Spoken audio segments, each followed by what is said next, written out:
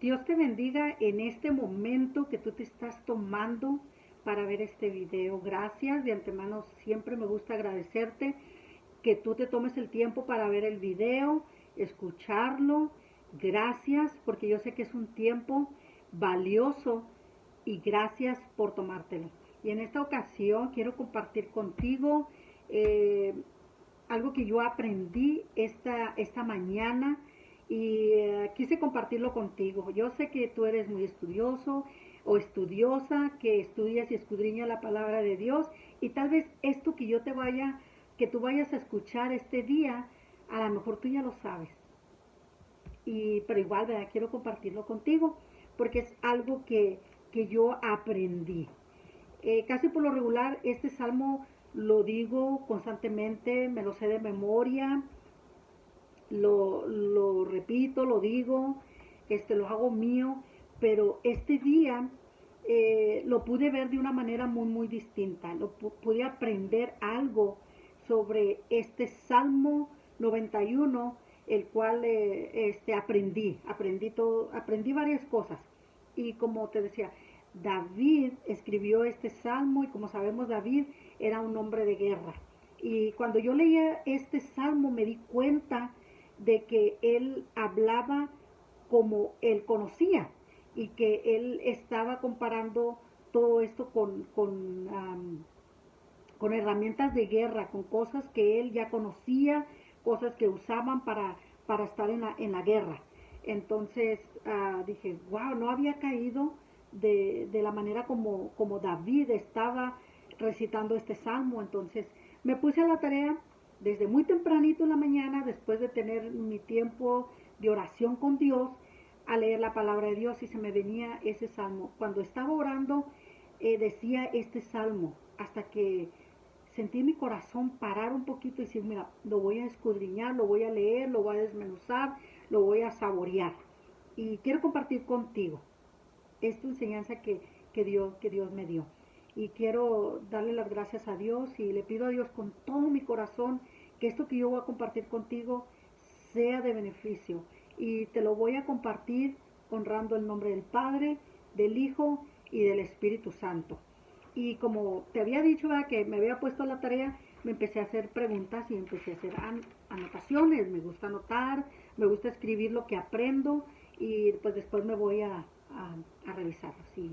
Pues mira, leyendo, ¿verdad?, el Salmo 91, me empecé a hacer preguntas sobre cada cosa, ¿verdad?, que por cada versículo que estaba leyendo. Y pues llegué a leer solamente el Salmo 91 del 1 al 6.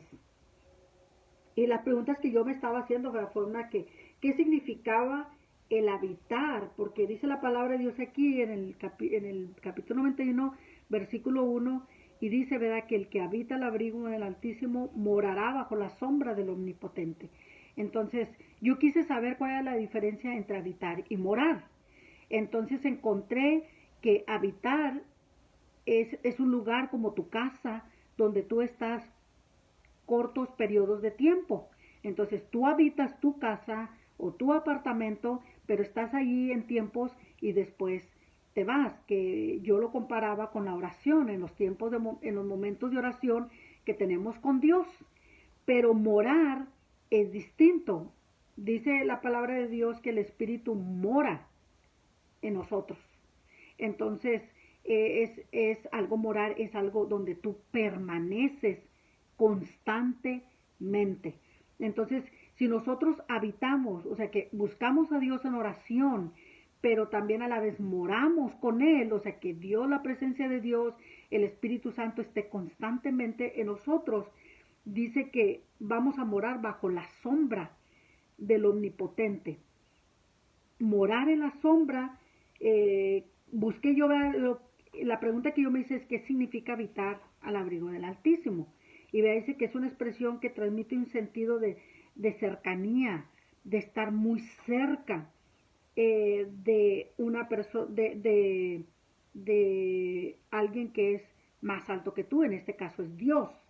Y dice, pues va a morar bajo la sombra de otra persona que proyecta sobre nosotros y tenemos que estar muy cerca para que la sombra de Dios pueda morar en nosotros, tenemos que estar muy cerca. Por ejemplo, si estamos cerca de una persona y esa persona nos da sombra, es porque estamos cerca de esa persona. No nos puede dar sombra si no estamos cerca. Entonces, eso es lo que dice que vamos a morar bajo la sombra del Altísimo, tener una cercanía con Dios. También, ¿verdad? Busqué qué era la diferencia entre habitar y morar. Entonces ya te expliqué lo que era habitar y morar, lo que yo entendí. Entonces después, conforme yo iba leyendo, dice, ¿verdad? Que Él te librará del lazo del cazador y de la peste destructiva. Entonces yo busqué que era un lazo.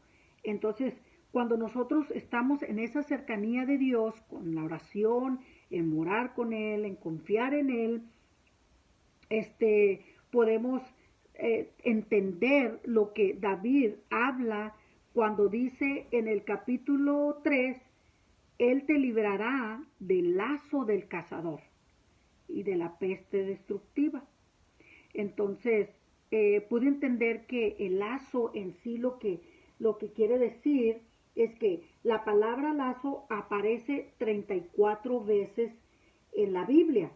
Dice que significa trampa o seducción.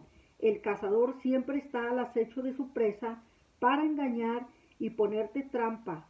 El lazo es una trampa para cazar aves o otros animales, que es una forma de red.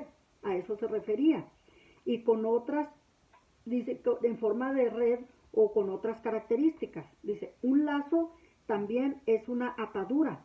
Un lazo sirve para atar o fijar algo para inmovilizarlo.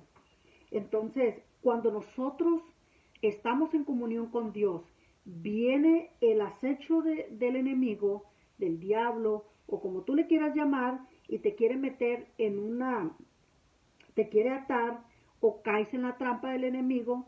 Cuando tú habitas, cuando tú moras en la presencia de Dios, tienes la protección de Dios y Dios viene y te quita ese lazo, te quita esa trampa que el enemigo te pueda poner, porque por eso dice, ¿verdad? Él te librará, Él te va a librar, aunque el enemigo te ponga un lazo, aunque el enemigo te pongan trampas, ponga lo que te ponga, dice la palabra de Dios que Él te va a librar. Y dice también que Él te cubrirá, con sus plumas te cubrirá y debajo de sus alas estarás seguro. Escudo y adarga es su verdad. Aquí era donde yo me ponía contenta al saber de que Dios, que la verdad de Dios va a ser como un escudo y un ¿cómo dice? Escudo y adarga. Y ahorita te voy a explicar qué significa eso.